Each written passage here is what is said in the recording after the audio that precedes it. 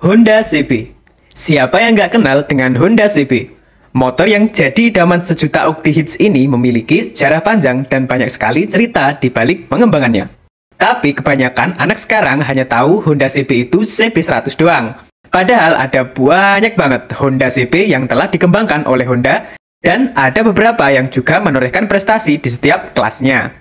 Namun ada satu klan CB yang sangat buas karena CB yang satu ini mampu digeber terus-menerus selama 24 jam non-stop. Penasaran? Oke, simak videonya.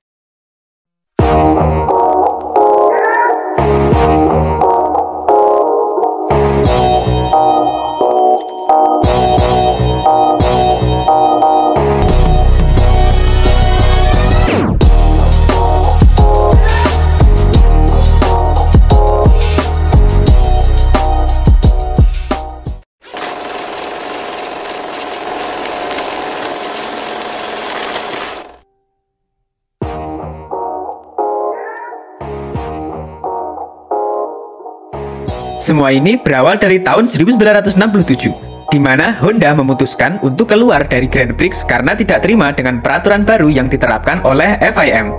Hal tersebut membuat Honda keluar dari semua balapan yang dilombakan. Sejak keluarnya Honda dari balap Grand Prix, inovasi dan kualitas dari produknya mulai terlihat stagnan. Ya iyalah, Grand Prix itu ibarat laboratorium besar para pabrikan untuk menciptakan teknologi-teknologi terbarunya dan mengujinya di atas lintasan. Dan hal tersebut membuat Honda hanya mempunyai satu jenis sepeda motor untuk dikembangkan. Ya, benar sekali, hanya Honda CB. Sedangkan Kawasaki telah mempunyai 2-3 seri selain Kawasaki W-Series di pertengahan 70-an. Selain W-Series, ada Kawasaki Z-Series dan KZ-Series yang memiliki tipe sekaligus karakter mesin yang berbeda-beda. Apalagi di tahun 1973 dan 1974, Kawasaki baru saja memenangkan kejuaraan di Eropa dan berhasil mengukuhkan Z900-nya sebagai motor yang memimpin pasar superbike kala itu. Hal tersebut secara data mampu mengganggu penjualan CB750 di pasar Eropa. Namun, di tahun 1975, FIM mengumumkan bahwa mereka akan membuka kelas balapan baru yaitu World Endurance Championship atau kejuaraan balap ketahanan di dunia yang dikenal sebagai Bol d'Or yang akan diselenggarakan pada September 1976 di sirkuit de la Sarthe, Prancis mendatang. Mendengar hal tersebut, Honda langsung memutuskan untuk ikut serta dalam ajang tadi dengan membentuk HERT atau Honda Endurance Racing Team pada November 1975 yang diketuai oleh Michihiko Aika, mantan insinyur Grand Prix Honda. Semua pengetahuan teknologi Aika di MotoGP ternyata tidak bisa diterapkan dalam balap endurance ini. Selain kencang, Aiko dan HERT juga harus merancang mesin motor tersebut untuk bertahan digeber selama 24 jam non-stop di putaran tinggi. Hal tersebut menjadi tantangan tersendiri bagi Aika. Maka dari itu, Aika cuma punya satu misi kala itu, harus menang.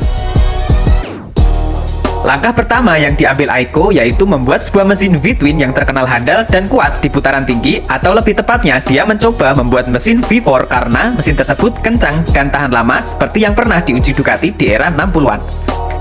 Tapi membuat mesin V4 tidaklah mudah, mengingat hanya ada waktu kurang dari 1 tahun untuk mengikuti WEC dan kurang dari 6 bulan untuk bisa mengujinya secara perdana di balap 600 km di Zandvoort pada April 1976.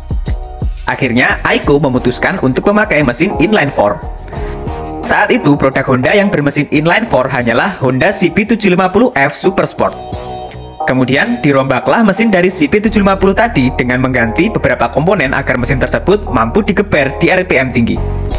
HERT juga mengupgrade cc-nya dari 750 cc menjadi 997 cc yang otomatis menaikkan powernya yang semula hanya 67 horsepower kini menjadi 100 horsepower. Kekhawatiran pun mulai bermunculan. Dengan power yang sebesar itu, apakah ada parts yang mampu mengimbangi ganasnya power tersebut? Maklum, karena di tahun 70-an teknologi belum semaju sekarang.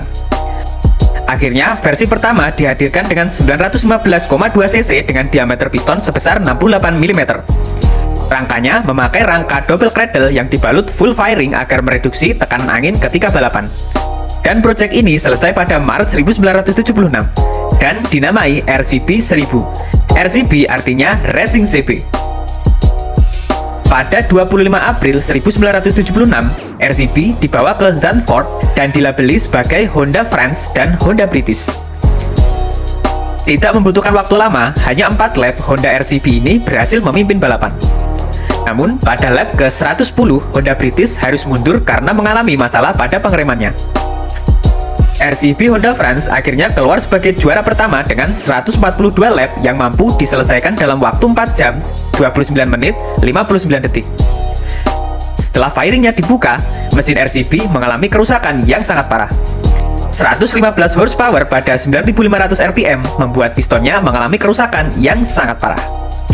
Mesin tersebut kemudian diperbaiki dan ditingkatkan menjadi 941,3 cc yang mampu menghasilkan 118 horsepower. Lalu beberapa minggu kemudian, RCB diikutkan kejuaraan 1000 km di Le Mans.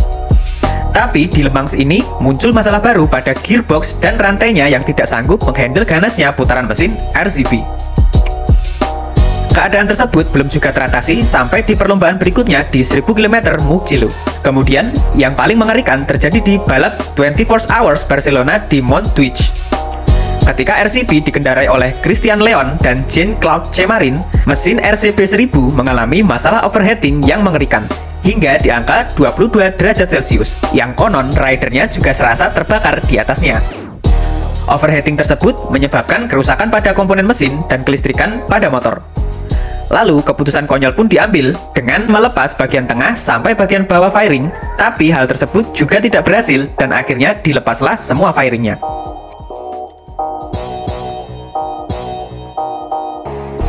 Memasuki tes terakhir sebelum Bol d'Or diselenggarakan, di seri Metet 1000 km Belgia, RCB dibekali dengan Velcom Star baru dan hasilnya Jacques Guilly mampu membawa RCB memenangkan perlombaan. Sebulan kemudian, Bol d'Or pun diselenggarakan.